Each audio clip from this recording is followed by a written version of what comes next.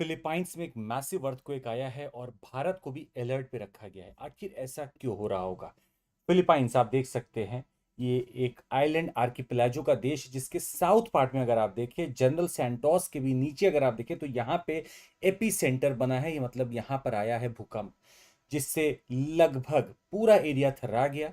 7.8 magnitude कहा जा रहा है इस अर्थक्वेक का, और इसने ट्रिगर की सुनामी।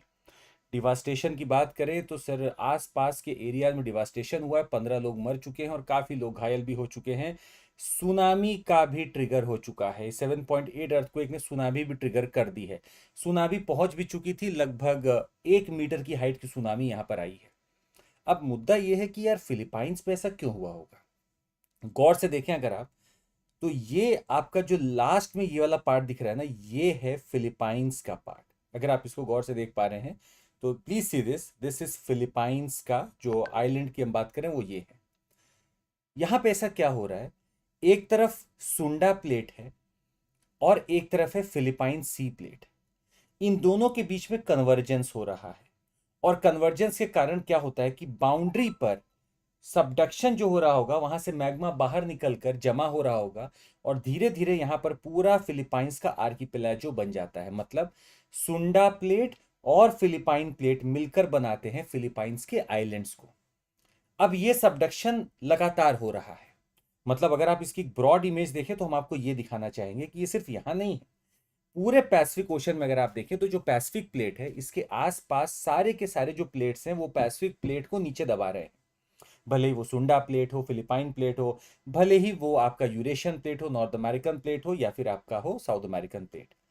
जहां सबडक्शन होगा मतलब प्लेट्स नीचे जाएंगी, वो नीचे जाके गर्म होंगी, पिघलेंगी और मैग्मा बन जाएंगी। मैग्मा को चाहिए बाहर निकलने का रास्ता, वो धरती फाड़कर बाहर निकलता है, तो वोल्केनो के रूप में बाहर निकलता है। कई जगह आर्किपेलागो जो आइलैंड्स बना देता है।